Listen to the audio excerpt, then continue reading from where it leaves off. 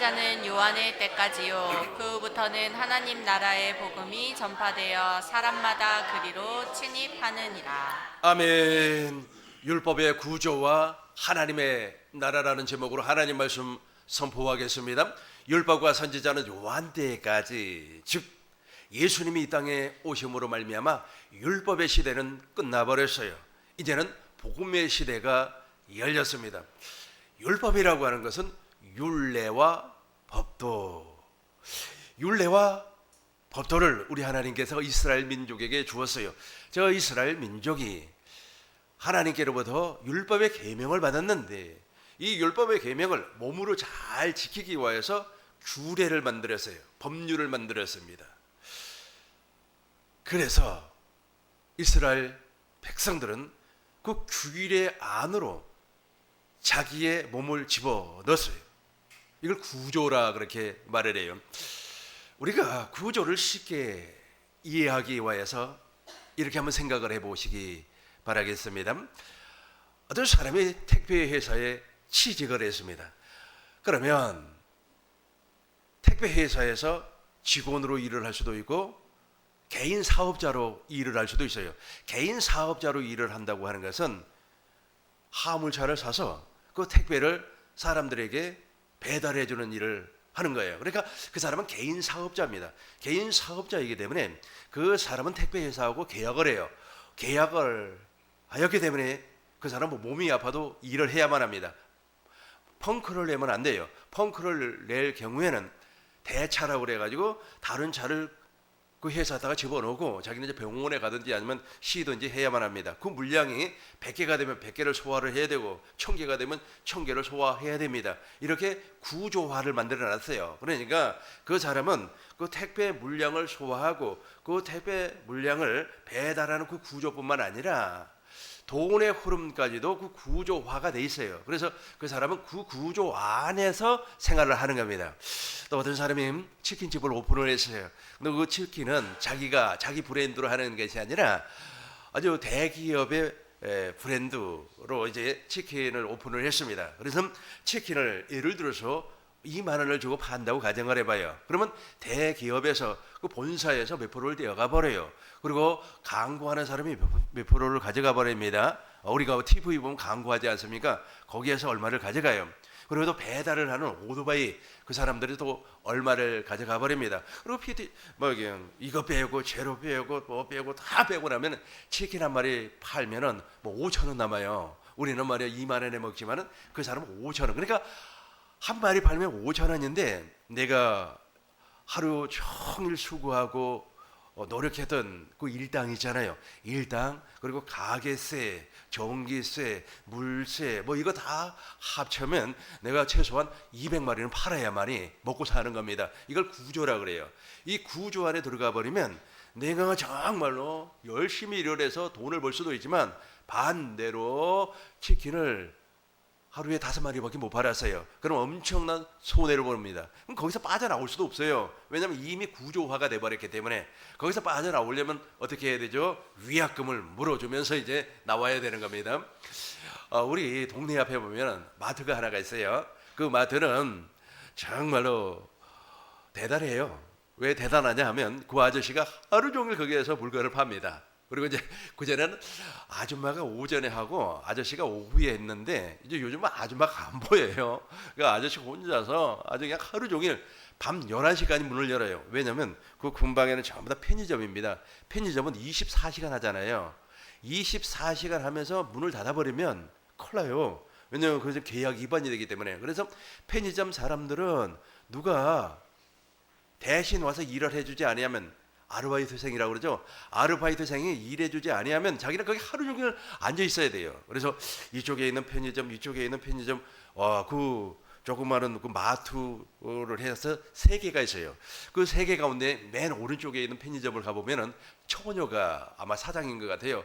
이 처녀가 밖을 못 나가는 겁니다. 왜냐하면 교대해 줄 사람이 없으니까. 그러니까 먹고 앉아서 계속 그 일만 하다 보니까 한 1년 전에는 아주 호리호리했어요. 아주 예쁘장하게 생겼어요. 그런데 지금은 있잖아요. 몸이 막 이렇게 불어가지고 왜 운동을 못하니까 너무 불쌍한 거예요. 그걸 구조라고 하는 겁니다. 거기서 못 벗어나요.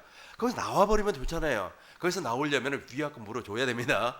딱 잡혀버리는 거예요. 그리고 또 우리 이제 아까 이야기했던 그 아저씨도 그 주공 마트를 버리지를 못하는 거예요. 그 마트를 문 닫지를 못하는 게 옛날에는 그걸 구멍가게라고 이야기하고 옛날에 슈퍼마켓이에요. 그 슈퍼마켓이에요. 그 슈퍼마켓을 걷어차고 나올 수가 없어요. 왜냐하면 자기 딸들이 지금 한참 공부를 하고 또 이제 막 변호사 큰 아이는 변호사 시험에 합격을 했습니다. 여러분 로스쿨이라고 그러죠. 그 법대 그 로스쿨 그 엄청나게 돈 들어갑니다. 근데 그 구조화가 딱 돼가지고 거기서 아주 발목이 딱 잡혀서 그분도 너무 불쌍해요. 닫지를 못해요. 문을 닫지 못하고 계속 그 좁은 공간에 쭈그리고 앉아가지고 그 슈퍼마켓 해봐야 한 2평이나 3평 될라나? 거기서 하루 종일 앉아서 너무 불쌍해요. 우리 같은 사람은 운동도 다니고 아주 말이에요 하나님의 은혜 가운데 여행도 다니고 그러는데 이걸 구조라고 합니다. 율법의 구조가 있어요. 율법의 구조 안에 딱 들어가 버리면 그렇게 돼버리는 겁니다. 율법도 구조화가 돼버려요. 그러니까 본래 율법은 의롭고 거룩고 선해요. 율법이 잘못된 게 아니에요. 율법은 의롭고 거룩하고 선해요. 그런데 그 율법을 지켜서 의롭고 거룩하고 선한 인간은 없어요. 그런데 사람들은 그 율법을 지켜서 의롭고 거룩하고 선하게 살려고 그 율법의 구조화 속으로 들어가 버려요. 예배당에도 똑같습니다. 예배당에도 율법을 구조화 시켜가지고 사람을 그 틀 안에다가 집어넣어 버립니다. 야, 율법의 제일 계명이 무엇이냐? 나 외에 다른 신을 섬기지 말라고 그랬지. 그러니까 추석 되면 전부 다 예배당에 와라. 추석 되면은 말이야 시골 가면은 우상 숭배하니까 그렇게 율법을 구조화 시키는 겁니다. 그래서 예배당에 다 집어넣어가지고 통성기도하고 부흥회하고 그래요. 그럼 어떻게 돼요? 우리가 거기서 막 이제 거룩해지려고 하래. 하나님 나를 거룩하게, 나는 거룩한 인간 되기를 원합니다. 그런데 율법의 행위로 거룩함을 받은 사람은 단 한 사람도 없어요. 근데 거기 들어가서 이제 막 지지고 볶고 난리를 하는 거예요. 그 율법을 통하여서 자기를 절제하고 자기를 말이야, 자기 죄를 막 끄집어내서 회개하고 의로운 사람이 되려고 무던히 노력한단 말이에요. 근데 안 돼. 안 되니까 어떻게 돼버리냐면 율법은 판단하고 정죄하고 심판하는 기능이 있어요. 관에 이로보건대 율법은 의롭고 로마서 7장 12절 봐요. 이로보건대 율법을 의롭고 거룩. 로마서 7장 12절 보겠습니다. 7장 12절 보면 같이 읽어요. 이로보건대 율법은 거룩하고 계명도 거룩하고 의로우며 선해요. 13절 보겠습니다. 그런데 이 율법이 그런즉 이 선한 것이 내게 사망이 되겠느냐? 그러니까 율법은 아주 선하고 거룩하고 의로워요. 그런데 우리 안에 율법이 기록이 되어 있어요. 로마서 2장 14절 보겠어요. 로마서 2장 14절 보겠어요. 2장 14절 보면 율법 없는 이방인들, 근데 율법이 우리 안에 기록이 돼요. 율법 없는 이방인이 본성으로 율법의 일을 행할 때마다 행한다 그랬어요. 행할 때 이 사람은 율법이 없어도 자기가 자기에게 율법이 되나니, 그러니까 율법의 구조 안으로 들어가 버리는 겁니다. 아까 제가 말씀드렸죠. 우리는 그런 구조 안으로 들어가지 마시기 바라겠어요. 자유하세요. 정말로 진리 안에서 자유하시기 바라겠습니다. 함부로 계약서에 도장 찍지 마세요. 아시겠죠? 그러면 그 우리의 육체는 거기에 종이 돼버리는 겁니다. 물론 반대로 있잖아요. 반대로 내가 조금 있으면 하나님 나라의 구조도 이제 설명을 할 거예요. 그 조금 이따가 설명을 하고 이제 15절 보겠습니다. 15절 보겠어요? 15절 보면 우리 같이 읽어요. 이런 이들은 그 양심이 증거가 되어 그 생각들이 서로 혹은 고발하며 혹은 변명하여 그 마음에 새긴 율법의 행위를 나타내느니라. 아멘. 이제 그 율법에, 그러니까 율법의 구조화 속에 딱 들어가 버려요. 내 안에는 선악과를 먹었던 그 세상 지식이 있어요. 그걸 율법이라고 합니다. 그 율례와 법도가 이제 고착화돼 가지고 그것으로 말이에요. 막 고발하는 게 고발. 누구는 어쩌니, 너는 저쩌니, 내가 말이야 교회 와가지고 충성을 다 하고 헌금도 많이 하고 꽃꽂이도 매일 같이 하는데 우리 목사님 왜 나를 칭찬해? 고발한단 말이에요. 그 구조화가 돼버려요. 그 구조화 속에서 고발하고 말이야 변명하는 거예요. 하나님, 내가 정말로 죽일 인간입니다. 모든 것이 내 잘못입니다. 내가 정말로 하나님 앞에 정말로 쳐 죽일 인간입니다. 이렇게 회개하는 것이 아니라 누구 때문에 그랬다는 거야. 누구 때문에? 남편 때문에 내가 이 모양 이 꼴이 됐습니다. 우리 목사님 때문에 내가 이 모양 이 꼴이 됐습니다. 그것도 목사님은 또 뭐하러 붙여? 목사 때문에 그렇게 그렇게 막 변명하는 거예요. 뭐 때문에? 율법의 세계. 그러니까 마음의 율법이 다 새겨 있어요. 근데 저 율법은 의롭고 거룩하고 선해. 근데 네가 잘못된 거야. 네가 히브리서 7장 16절 보겠습니다. 저 율법은 육체에 관계된 계명이에요. 같이 읽겠습니다. 그런 육체에 속한 계명의 법을 따르지 아니하고 오직 불멸의 생명의 능력을 따라 되었으니. 아멘. 예수님은 율법, 즉 육체에 속한 계명의 법. 그러니까 하나님께서 모세를 통해서 율법을 주었는데 그것은 육체와 관계된 계명이라는 겁니다. 이것을 이스라엘 백성들이 구조화시켜 놔버렸다니까. 오늘날 율법주의 교회에서도 저것을 교회 안에서 구조화시켜 놔버렸어요. 그러다 보니까 새벽기도 빠지면 저주를 받습니다. 당신 아들이 말이야 저렇게 말 안 듣고 말이야 징징거리는 모습 보니까 너 기도 안 해서 그래. 아니, 기도 안 해서 그런 게 아니라 당신이 복음을 믿지 않아서 그래. 우리는 복음을 믿음으로 말미암아 사는 그 구조로 살아야 된다니까. 그래가지고 그냥 우리 딸내미가 말이야 이번에 막 이상한 남자를 만나가지고 시집을 가네 안 가네 파혼을 하네 난리 법석을 떨어요. 그래서 이제 교회에 와가지고 설교를 들어보니까 아이고 말이야 내가 기도 안 해서 그렇구나, 내가 헌금 생활 안 해서 그랬구나. 그게 아니라니까. 당신이 복음으로 살지 아니하기 때문에. 오직 의인은 믿음으로 말미암아 살아야 되는데 믿음으로 말미암아 살지 아니하기 때문에 그런 일이 벌어지는 겁니다. 그러니까 이미 이 예배당 안에 율법 행위의 구조화가 돼버렸기 때문에 그걸 통하여서 막 자기를 원망하는 거고 또 누구를 원망하고 상대를 원망하는 겁니다. 그래서 이것을 마귀가 하는 거라 그래요. 마귀가. 그래서 저와 여러분들은 이 율법의 구조화에서 벗어나지 아니하면 큰일 나는 거예요. 율법의 구조화에 들어가 버리면 이제 자기가 죄와 싸워서 이기려고 해요. 로마서 7장 23절 보겠습니다. 로마서 23절 봐요. 7장 23절 보면 이런 말이 나와요. 내 지체 속에 다른 법, 저 법이 바로 하나님의 법이에요. 하나님의 법. 내 지체 속에 법이 있어요. 그런데 우리 눈은 또 다른 법을 쳐다보는 거예요. 내 안에 있는 기록된 율법으로 말미암아 보면서 판단하는 거예요. 눈에 보이는 걸로 판단해요. 저와 여러분들은 눈에 보이는 것을 믿는 것이 아닙니다. 눈에 보이는 것은 잠깐이요, 눈에 보이지 않는 것은 영원함이라고 그랬어요. 고린도후서 4장 18절 같이 읽겠어요. 우리가 주목하는 것은 보이는 것이 아니요 보이지 않는 것이니 보이는 것은 잠깐이요 보이지 않는 것은 영원함이라. 우리 눈에 보이는, 그러니까 율법의 행위자들은 이 눈에 보이는 것을 믿으려고 해요. 눈에 보이는 거. 분명히 우리 주님께서 보이지 않는 것은 영원함이라 그랬어요. 잠깐이라니까. 잠깐. 그래서 뭐 얼굴이 잘생겼네, 뭐 어쩌네, 뭐 강대상이 화려하네, 뭐 빈약하네, 그걸 보고 특별히 있지 않습니까? 교회 사이즈 보고 나는 큰 예배당에 다닌다고 거기 말에 1000만 명이 모인다고. 1000만 명이 모이면 무슨 상관 있어요? 1000만 명이. 예수님은 있잖아요, 한 번 설교를 하니까 세상에 떡 얻어 먹으려고 장정만 5,000명이 왔어요. 그러면은 아이들과 여자들까지 하면은 몇 명이에요?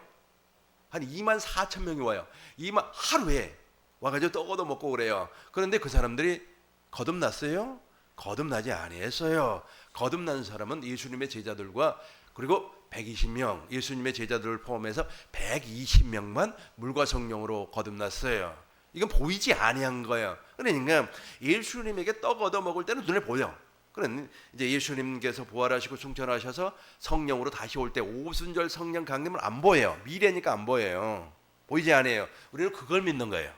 하나님의 나라가 바로 그거이기 때문에 그걸 우리가 주목할 것은 우리가 보는 거예요. 우리가 주목하는 것은 보이는 것이 아닙니다. 보이지 않는 거예요. 우리 16절 봐요. 16절 보면 이걸 본단 말이에요. 사람들은 우리가 낙심하지 아니하노니 겉사람 본다니까.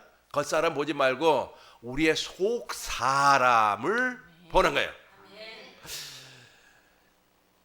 다윗의 형님이라고 있어요. 그 형님, 큰 형님 다윗의 큰형님이 엘리압이에요. 엘리압이 기가 막히게 잘생겼어요. 너무 잘생겨가지고 이제 사무엘이 기름을 부어서 이스라엘의 두 번째 왕으로 세우려고 했어요.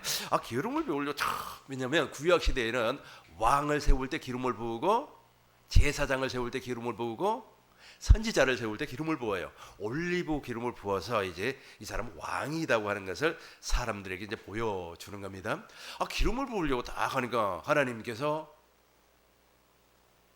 사무엘아, 사무엘아, 이 사람은 내가 버렸다. 네가 보기에는, 사람들이 보기에는 외모로 본단 말이에요. 사람들은 외모로 보는데 나 여호와 하나님은 중심을 보느니라. 그러니까 엘리압이 너무 잘생겨요. 반대로 막내 아들 다윗은 못생겼나 봐요. 그러니까 너무 못생겨 놓으니까 이제 저 사람이 무슨 왕이 되냐. 그리고 기름을 안 부으려고 한단 말이에요. 그러니까 하나님은 그 사람을 보는 거예요. 누구를? 다윗을 보는 거예요. 오늘날도 율법의 행위 아래에 있는 사람들 전부 다 눈에 보이는 것만 보고, 그 사람이 많이 모였네, 적게 모였네, 안 모이면 어떻습니까? 우리는 지금 속 사람을 보시는 하나님인데 우리 하나님께서 속 사람을 지금 보고 있어요. 당신의 지금 중심을 보고 있습니다. 네, 율법의 행위 아래 있는 사람들은 이런 구조 아래 살아요. 이런 구조 아래 살면서 이제 이런 사람을 저주받은 사람이라고 합니다. 그래서 오늘 이제 누구한테 인정을 못 받았어. 그러면 성질이 나는 거야. 율법은 진노. 로마서 4장 16절 봐요. 로마서 4장 15절. 4장 15절 보겠어요. 4장 15절이에요. 이건 16절이고 율법은 진노. 우리 같이 한번 읽어요. 율법은 진노를 이루게 하나니 율법이 없는 곳에는 범법도 없느니라. 저기 바로 율법의 구조라고 그래요. 그 구조 틀 안에 딱 들어가서 거기서 나와야 돼요. 내가 아까 얘기했잖아요. 그 치킨집 아저씨. 거기서 그 스톱시켜야 돼요. 나 위약금 물어주고 나오겠어요. 안 되는데. 지금 젊은 친구들이 술을 안 먹는다고 합니다. 그래서 자영업자들이 문을 엄청나게 닫는다고 그래요. 그 전에 우리 청년 때만 해서도 이 서울에 이렇게 막 걸어 다니면 아주 호프집이라고 그러죠. 호프. 오비배요, 오비배. 뭐 이렇게 생긴 거. 아주 한길 거는 막 계속 있었어요. 근데 요즘 사람은 안 먹어요. 요즘 젊은 친구들은 술을 안 먹는다고 그래요. 근데 왜 술을 안 먹느냐고 봤더니 트렌드가 바뀌어버렸어요. 커피 마신답니다. 요즘은 커피 마신다 그래요. 그래도 식당에 뭐 소주가 무슨 6,000원이나 뭐 10,000원이나 너무 비싸다는 거예요. 그러니까 요즘 젊은 친구들은 완전히 실용주의자입니다. 옛날에 우리하고 달라요. 옛날에 우리 1980년도, 우리가 80년도가 청년 때란 말이야. 근데 기분 좋으면 야 오늘 기분이다. 기분 좋. 그래서 기분파라는 말도 있었어요. 그때 당시에 우리 집사님은 다 아실 거예요. 근데 요즘은 기분파가 아니고 완전 실용주의. 그러다 보니까 소상공인들이 문을 그렇게 많이 닫는다 그래요. 식당도 안 되고. 근데 이제 커피 파는 데는 그렇게 잘 된다 그래요. 그래서 커피를 팔 때 옆에다가 이제 먹을 수 있는 그 음식들 있잖아요. 그 뭐 밥이 아니고 빵 카스테라, 나는 그 이름도 잘 몰라요. 왜냐하면 너무 달아서 내 입에는 안 맞더라고. 내 입에는 역시 감자탕이 맞는 것 같아. 안 맞아. 그래서 그게 그 트렌드가 완전히 바뀌어 버렸어요. 그런데 이제 그 트렌드가 바뀌었으면 나와야 될 거 아니에요. 트렌드가 바뀌었는데 나는 끝까지 호프집 할 거야. 그럼 망한다니까. 그러니까 바로 율법의 행위자들이 그래요. 율법의 행위자들이 이제 복음으로 나와야, 복음으로 이렇게 들어와야 되는데 그 끝까지 붙잡고 있는 거예요. 하나님께서 역사한다고. 그 네 생각이라니까. 당신 생각을 지금 빨리 버려요. 그래서 육신의 생각은 사망이라 그랬어요. 그 트렌드, 지금 저와 여러분들이 이제 복음 안으로 들어가야 돼요. 근데 그걸 가지고 자기가 의롭고 거룩하고 선하게 살아야 된다고. 하나님, 내가 나는 40일 금식 기도하다가 죽은 사람을 한 사람 봤어요. 아마 신학교 동창인가 봐요. 근데 어느 한 교회가 신학교 동창이 개척을 했는데 부흥을 해요. 그러면 또 옆에다가 왜 개척을 해요? 차라리 멀리 가서 개척을 하지. 이 친구는 신학교도 공부도 못하고 그랬는데 교회가 부흥을 한단 말이에요. 자기 교회는 부흥이 안 되는 거예요. 그러니까 그냥 하나님 앞에 막 울고 불고 하면서 나도 좀 부흥시켜달라고 그래가지고 40일 금식을 했어요. 35일째 됐어요. 너 죽는다. 병원에서 진단이 떨어졌어요. 너 죽는다. 너 계속하면 죽는다. 그래서 고집을 피운 거예요. 하나님하고 약속을 했다고. 그래고 40일 채우지 못하고 39일 반나절 만에 죽어버렸어요. 그래서 우리 친구가 그 교회에 수습한다고 한 달 동안 가서 예배를 드려준 적이 있습니다. 그게 바로 율법의 행위자들이에요. 그 율법의 그 틀 안에서, 그 구조 안에서 나와야 되는데 하나님을 이기려고 한다니까. 여러분, 하나님 이기려고 하지 마시라니까요.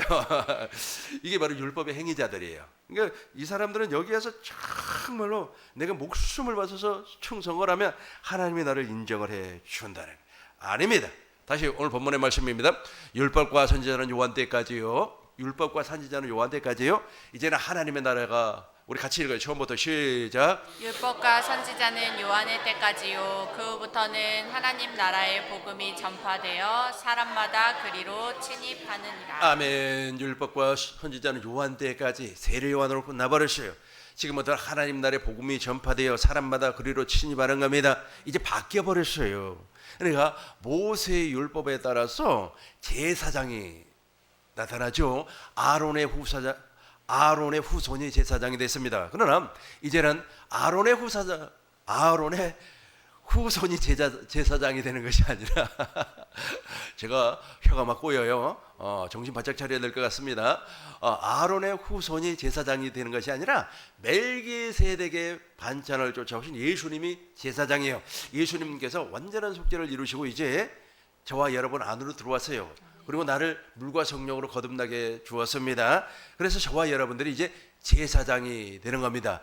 베드로전서 2장 9절을 보니까 우리는 왕 같은 제사장이에요. 우리 같이 읽겠습니다. 그러나 너희는 택하신 족속이요 왕 같은 제사장들이요 거룩한 나라요 그의 소유가 된 백성이니 이는 너희를 어두운 데서 불러내어 그의 기이한 빛에 들어가게 하신 이의 아름다운 덕을 선포하게 하려 하심이라. 밑에만 봐요. 그의 기이한 빛에 어떠라게요.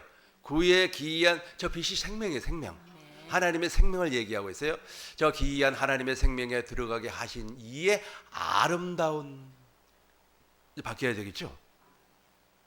아니, 믿음의 트렌드가 바뀌어야 되겠어요. 옛날 그대로 갈래요. 옛날 그대로 가면 저주받아 죽어요. 그래서 복음을 전파하는 겁니다. 이제 우리가 하나님의 나라의 복음을, 하나님의 복음을 이제 믿었어요. 내가 계속해서 아브라함의 언약을 설명했지 않습니까? 예수님이 이 땅에 오셔서 하신 일을 설명했지 않습니까? 예수님이 어떻게 살았어요? 예수님의 머리는 아버지예요. 예수님은 성전된 삶을 살았어요. 예수님은 교회로 살았어요. 너무 많이 내가 여러분들에게 설명을 했습니다. 이제 바뀌어야 돼요. 나와야 된다니까. 그 구조에 난 여기가 좋사오니 그러면 끝나는 겁니다. 그래서 하나님께서 이제 복음을 전파를 해요. 복음을 전파를 해서 우리를 그리스도의 할례를 통하여 이제 새로운 구조 안으로 집어넣는 거예요. 그 새로운 구조가 바로 하나님의 나라입니다. 하나님의 나라는 여기 있다 저기 있다 할 것이 아니고 바로 우리 안에 하나님의 나라가 이루어지는 겁니다. 이제 예수께서 11장 18절 보겠습니다. 예수께서 11장 18절 보겠어요. 우리 같이 읽겠습니다. 그들이 그리로 가서 그 가운데의 모든 미운 물건과 모든 가증한 것을 제거하여 버릴지라. 버렸어요. 19절입니다. 같이 읽어요. 내가 그들에게 한 마음을 주고 그 속에 새 영을 주며 그 몸에서 돌 같은 마음을 제거하고 살처럼 부드러운 마음을 주어. 저 새 영은 성령을 얘기하고 있어요. 그 몸에 돌 같은 마음. 그러니까 율법 구조 아래 산 사람들은요 용서가 없어요. 내가 가끔씩 농담처럼 얘기하잖아요. 혹시 여러분 김정은이 있잖아요. 김정은의 아버지 김정일이, 그 다음에 김정일이 아버지 김일성이 혹시 여러분 사랑할 수 있나요? 사랑 못하지. 사람을 얼마나 많이 죽였는데 못하지. 절대 못하지. 그 인간들은 말이야 아주 지옥에서 고생해야지. 그러나 여러분들이 진짜 저 돌 같은 마음에서 저 구조에서 벗어나 하나님의 생명으로 살게 된다면 이제 그 사람에게 복음을 증거할 수 있는 부드러운 사람이 돼요. 복음을 증거할 수 있는. 당신도 예수를 믿어야 되는데 예수를 믿기 위해서는 하나님의 복음이다. 하나님은 아브라함에게 이렇게 약속을 했고 이삭에게 이렇게 약속을 했고 야곱에게는 둘째 것 하나님의 생명을 약속을 했다. 그리고 다윗에게는 하나님의 성전을 약속을 했는데 그 성전 건축하는 목적이 무엇이냐? 하나님의 언약궤를 두기 위해서 그 언약궤가 바로 예수의 이름이다. 너가 그 예수의 이름을 가지면 네 안에 하나님의 법이 있다. 진리의 법이 있다. 생명의 법이 있다. 성령의 법이 있다. 너는 이제 그 법으로 살게 될 것이다. 그것이 바로 너의 마지막 인생의 구조가 될 것이다. 아이고 복음을 증거하면 얼마나 좋아요. 아멘. 할렐루야. 근데 이게 안 되는 거예요. 왜 안 되는지 아세요? 그 몸에 돌 같은 마음이 존재하고 있기 때문에 그래요. 그 돌 같은 마음으로 자기도 죽고 상대도 죽고 그래요. 돌 같은 마음으로 막 그냥 분노가 막 그 분노가 막 그 분노 때문에 죽는 거예요. 분노 때문에 너무 막 분이 막 그 분을 참지를 못하는 겁니다. 용서가 안 되는 거예요. 자기도 용서가 안 되고 상대도 용서가 안 돼. 아주 그냥 아주 그러다 보니까 그걸로 죽는 거예요. 거기에서 질병이 나오고 거기에서 병이 온갖 병이 다 나와요. 예수께서 36장 26절 보겠습니다. 예수께서 36장 26절 또 새 영을 너희 속에 두고 새 마음을 너에게 주되 새 마음을 우리에게 줘요. 육신에서 굳은 마음을 제거하고 부드러운 마음을 줄 것이며 저 굳은 마음이 반드시 제거가 돼요.